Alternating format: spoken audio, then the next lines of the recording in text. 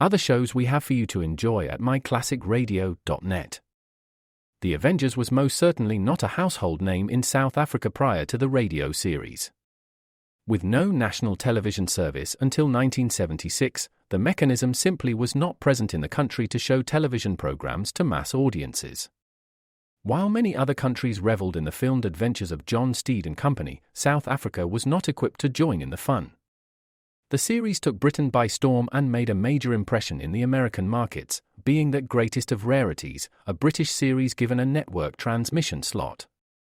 However, as a filmed series, rather than a videotaped one, The Avengers was able to gain a modicum of exposure in South Africa through film rentals. Come and listen at myclassicradio.net. Now, Crime Does Not Pay, starring Diana Barrymore as Judy Fraser in Carnival Frail.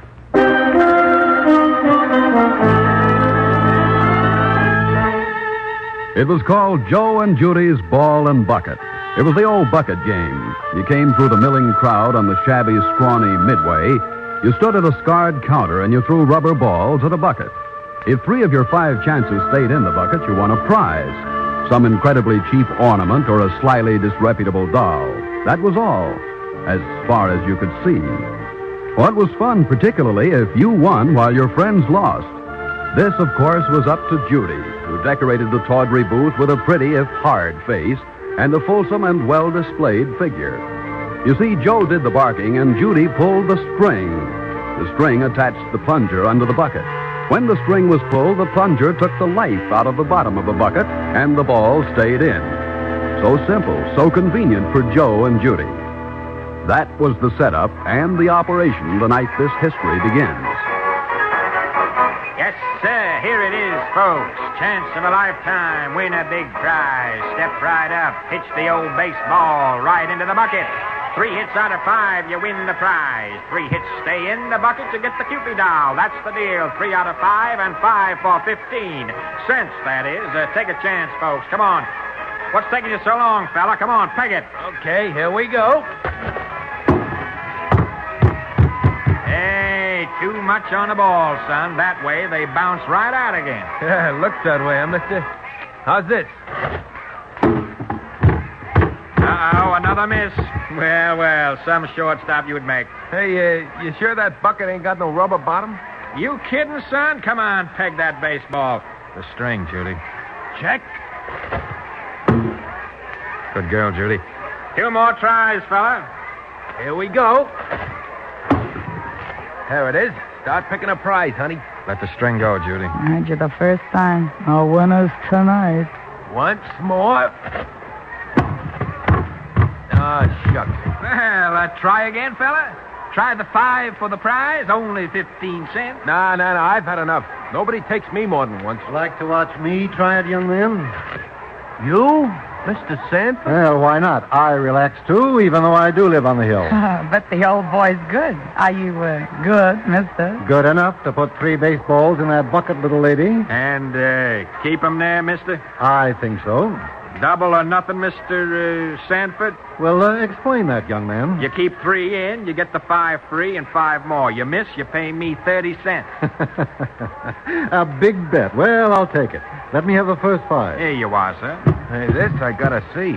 Martin Sanford at the carnival. No distractions now. Then I'd better get out of here. Oh, not at all, young lady. You'll be my inspiration. Here I go.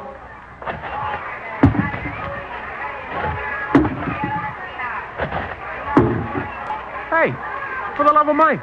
That's terrific, Mr. Sanford. Yeah, ain't it? Here's your next 5. Nobody can say Joe King Welch's. Very well. Watch me. Now.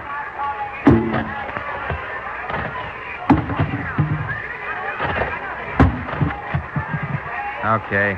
2 prizes for the man from the hill. What'll they be? Well, I wonder now. Oh, yes. That big box of candy and the cute little doll. Here you are. Oh, you did fine, Mr. Sanford. Very good. Better than anybody. You're all right. And so are you. Miss Judy, isn't it? That's right. Miss Judy. More of the prizes are for you. And don't let this fellow make you put them back on the shelf. Oh, thank you, Mr. Sanford. thank you so much. Not at all. What would I do with a candy and a doll? Well, how do you like that? The richest guy in town. Wow.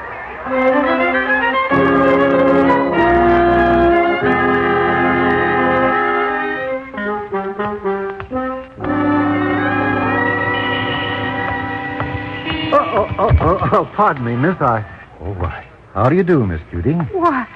Why, it's Mr. Sanford. Yes, it is. So nice to bump into you like this.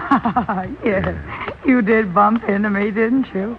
Mr. Martin Sanford. I see you've read the sign on the door. Yes, that's the Sanford Bank, my bank, and my real estate company up there, second floor. Oh, Mr. Sanford, it just struck me. The name of this town is Sanfordville. That's right. Then your family founded it. You're the leading citizen. You make it sound like something exciting. Oh, but it is exciting and wonderful. And here you stand on Main Street talking to an ordinary carnival girl. What will Mrs. Sanford say? Why shouldn't I stand here, Miss Judy? And there is no Mrs. Sanford. Oh?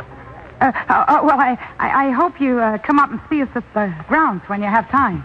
Well, now, don't you think it's a trifle noisy out at the carnival, Miss Judy?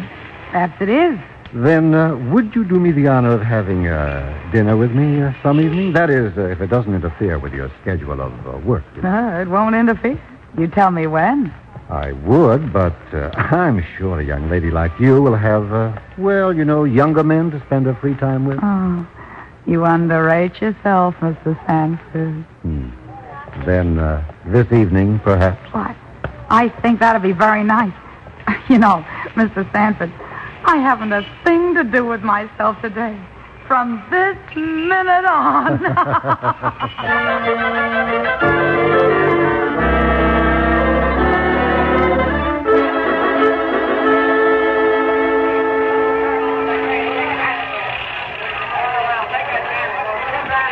Your friend Joe works hard, doesn't he, my dear? Oh, we all work hard in the carnival. All carnies do. All what? Oh, carnies, that's what. People in the show. Oh, I see. Live and learn. That reminds me. You want to see how you won the other night? Yeah, I won by putting the ball in the bucket. Did you? Come here. Look through the flap of the tent. Here. See this thing Joe's got wrapped around his ankle behind the counter there? Yes, whatever for? Oh, I usually hold it. See how it disappears under the table holding the bucket? Yes. That string is attached to a plunger. When it's full, the plunger makes the bottom of the bucket hard. The balls stay in the bucket. When the string is loose, the bottom of the bucket, well, it's sort of like a rubber pad. The balls bounce out. The harder you throw, the harder they bounce out. But that's not honest. That's the suckers, Martin. The world is full of them. I don't like this, Judy. Not any of it. Not any of it? Not even me. I don't like it for you. Judy, I want to take you out of this, my dear. You're too lovely to spend your life in this atmosphere. I want to give you lovely things. Real jewels to wear. Mr. Sanford, if you're saying what I think you're saying, I'm asking you to marry me, Judy. I'm a lot older than you, I know, but I'm wiser, too. I'll give you security, love. And if you don't love me, well, perhaps you'll learn to. Oh, Martin, can you forgive me for thinking the other thing? I'll forgive you everything, Judy, dear. Everything and anything, if you'll just say yes.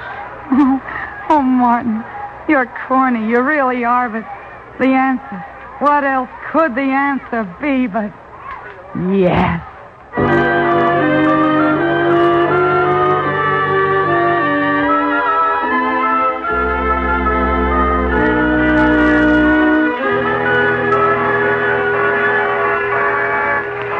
Where you been, Judy? You know you're still to come on. Get to work, huh? I'm tired, Joe. Tired of the noise, the racket, the suckers, the pulling up and traveling and setting up in some other jerk town a day later. Save it, kid, save it. You're a carny and you always will be. I'm trying to tell you, Joe.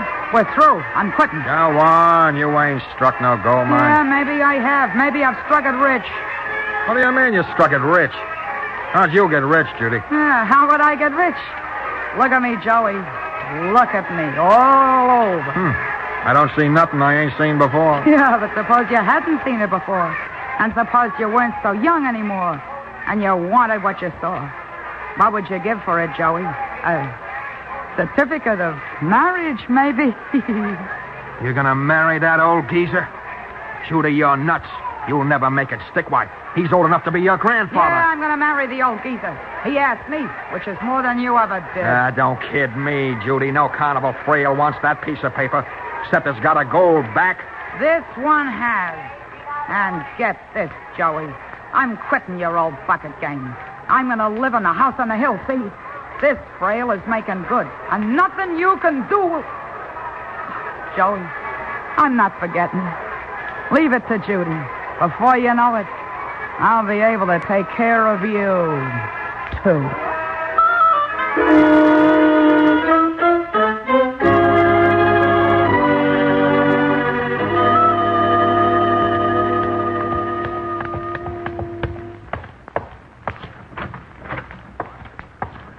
Oh, it's you, my dear, going out. Oh, yes, darling, I'm going out shopping.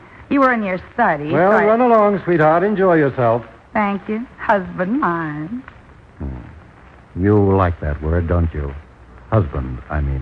Who wouldn't with you, Martin? See you later, dear. Take care of yourself, dear. Don't drive too fast.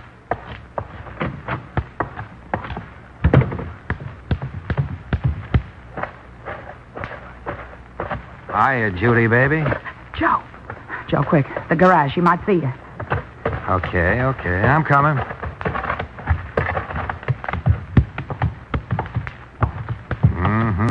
Quite the layout. Nice car. The works. What's wrong, Joe? I need dough. Give. I don't have any. Everything's charge account. Well, then sell some of the stuff. I want dough. I want it today. How many times do I have to tell you I don't have any? Well, then get it. Why do you suppose the old geezer would like to know what he meant? You wouldn't dare. Wouldn't I? It's a great story. A carny dame, a frail who was a knife thrower, a sharp kid who worked every sideshow in the Midway, including the Hulas, and some we don't mention in polite company. I tell you, it's too soon. You'll kill the goose, Joey. You can't do that. You know I'm square with you, Joey. You know what do I do in the meantime? Panhandle nickels? Joe, will you work with me? Not against me. Will you take a ride on this thing with me? How? Keep talking. I can get you a job as his valet. The man just quit. I'll talk Martin into taking you on. Then we'll both be in on this. And it's soft, Joey. It's soft.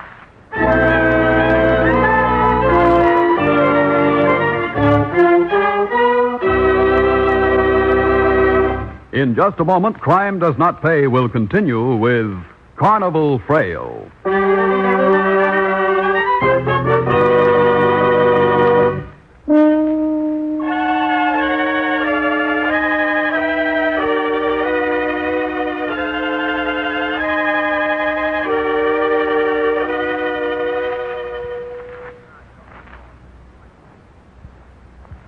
Now we continue with Crime Does Not Pay, starring Diana Barrymore as Judy Fraser in Carnival Frail.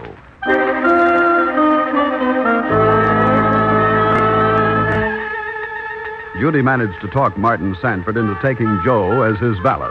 It took some doing, but the old man couldn't deny her anything like that. And so for 6 months, there was peace in the house. Joe did his work, stayed away from Judy in public, and all was well on the surface. But the day came when Judy found charge accounts too limiting. There were questions concerning occasional things she bought, items which seemed to disappear rather soon after they were purchased. There were little impatiences, too. Martin Sanford was not a stupid man. However, it was Judy herself who broke the quiet first.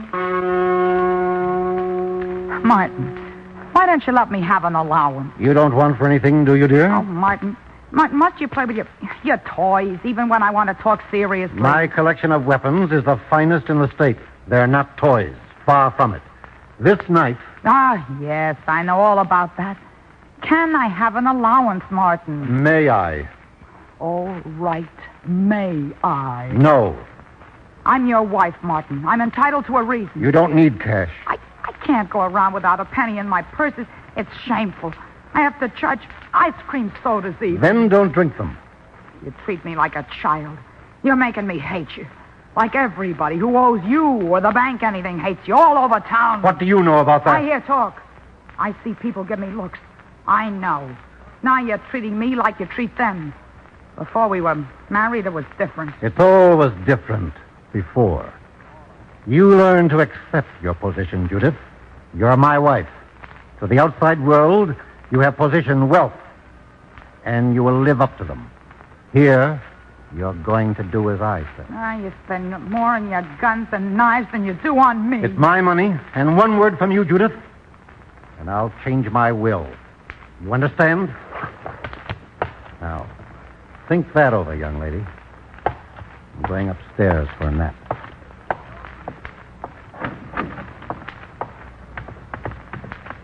I hate him. I hate him. I can't stand him. Easy, baby, easy. Oh, that's no way. You killed a goose, you know. Leave me alone. Not if I can help it. You got a temper, sweetheart. Stop it, Joe. If anyone hears you... That's better. Play the game. We're doing okay in a lot of ways. Okay, I said. When the time comes, I'll tip you off, and then we split the works. We go okay. Hey, what you doing? Playing with knives, baby? Nah, he left it there when he slammed out of here. Like to do this with it, baby? Joe, don't. Yeah, I know. You don't like to handle a knife by the handle. You like to toss him by the point. Put it away, Joe. Just what I'm doing, you see? There we are. Yeah, right in a glass case. Like where the old geezer would like to keep you so he can show you off to his friends. Stop it, Joe. Quite a life for a young gal under glass. Ain't you glad I'm around, baby? I said stop it, Joe. That kind of talk won't get you anyplace. I like to see you boil, baby. You're real beautiful when you're sore. Take it easy, kid. Won't be long now.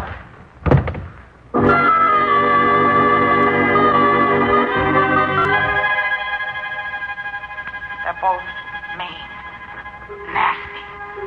The old man in an old man's way. Joey, in a different way. Joey, maybe because he's spending his share before he gets it. His share? Why should he share? What did he do to get me into this house? I married the old man. I talked him into hiring Joe. It's been me, Judy Fraser, all the way. Funny. I never think of myself as Judy Sanford. Only Judy Fraser. And I'll be Judy Fraser. Why not? Why not? Both of them. Both of them at the same time. Why not?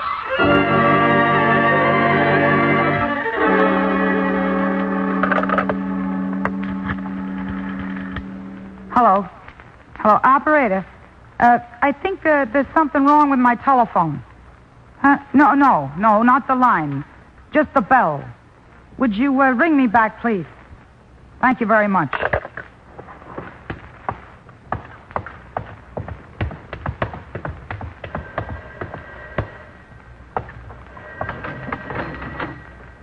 Judith.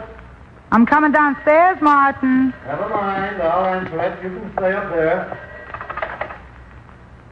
Hello? What's that? That's the last phone you'll answer. I haven't forgotten how to throw him. Right in the back.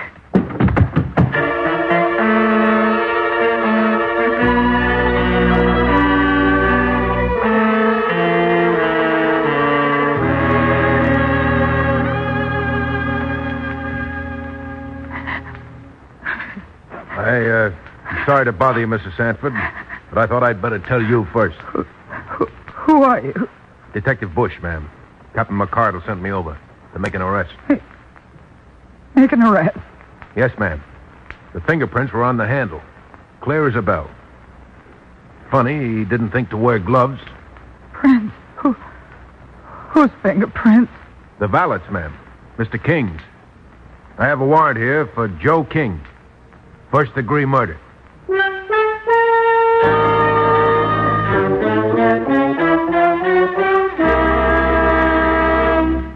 Done your job, Bush? Yes, Captain. King's in the tank. Put up quite a squawk, but he's calmed down now. That's funny, though. Oh? You think there's something funny, too? Yes, sir. What with all the folks around this town who had good reason to hate old Sanford's guts, fellas he foreclosed, folks he took homes away from, what all not. Funny, he's finally knocked off by an ex-carny who's working in his house. I see. That's what you think's funny. Me, I don't like the prints. They're clean? Just the way he grabbed the knife and rammed it in? I know, just the way he grabbed the knife, but it doesn't necessarily mean he rammed it in.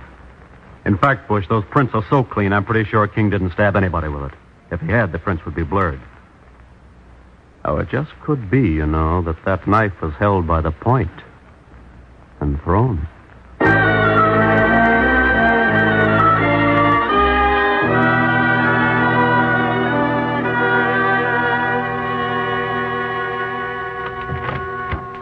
Oh, Mrs. Sanford. Thank you so much for coming down here. You're very welcome, Captain McCardle, isn't it? That's right. Won't you sit down? Thank you. Sorry to bother you this way, but there were a few items, papers and all, so the estate can be released to you. Just police routine, and it's so much easier to handle here. Don't apologize, Captain. You're a busy man, and I have nothing but time. Wonder what can be holding up that clerk. Will you excuse me a moment? Just make yourself comfortable. Here, smoke if you want to. Thank you again, Captain. So simple, so easy. The hand is quicker than the eye. All right, get in there, you. Captain wants to talk. All right, okay. You don't have to shove, copper. Joe! Well, hey, Rube. Well, look who's here. The rich girl who lives on the hill. Joe, why did you do it, Joey? Why? Why did I do it? Why, you no good Connie Frail. I know, I can't prove nothing. But I'll bet 100 to 1 that knife was thrown from the landing of the stairs. I ought to beat it out of you. Joey, listen, I'll get you a lawyer. The best in the country. I'll save your neck, Joey. And after you get out. You will, baby? You'll do that for me? You will? I promise, Joey. After our days together. Sure, I'll do it for you. Oh, baby, in that knife-throwing racket, too. Oh, you were great. That's when I went for you. Yeah, standing out there in that shiny costume, which wasn't much of nothing, tossing them knives. I seen all your other acts, baby. But the one with the knives? No, sensational. Yeah, I didn't forget how, Joey. You bet you didn't. And with all those other knives, you threw the one with my prints on it. This gets you nothing, Joey. Don't it? Now I know you did it. I'm telling McCardle and Bush. I'm not burning for no Frail. No, Joey, no. No, you can't. You mustn't. You shut your rotten trap. Hold him, Bush. Yes, wait a minute. Oh, leave me alone. All right, Mrs. Sanford, that does it, I guess. Well, what do you mean? I'll have you Sorry, know. it won't work, Judy Frazier Sanford. We checked King's background. We found you in it. We checked you. After what we heard just now, you're through, lady. No matter how much they hated old man Sanford, no jury panel in this county will let you get away with murder.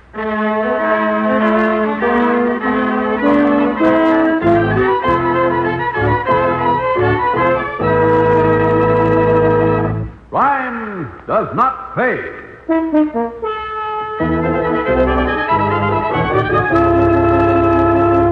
Diana Barrymore, who was starred as Judy Fraser in Carnival Frail, will be back with you in just a moment.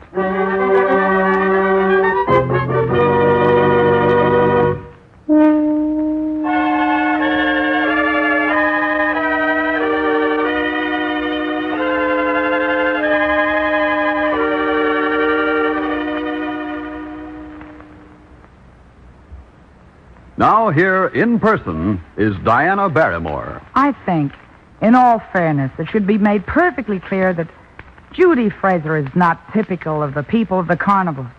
They, too, are show people, and like the vast majority of all people in all walks of life, they're honest, decent, hard-working citizens. But, as in all walks of life, warped, cruel, selfish personalities appear at times in show business.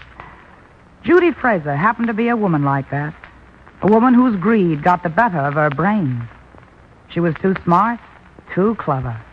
She lost sight, as most criminals do, of the most important fact of all, that for rich, for poor, for great or for small, crime does not pay. Thank you, Miss Barrymore. Crime Does Not Pay is written by Ira Marion and directed by Marks D. Loeb, with music composed and conducted by John Gart. Technical advisor is Burton D. Turkis. The events, characters, and names used in the story you have just heard are fictitious. Any similarity is purely coincidental. This is Bob Williams speaking.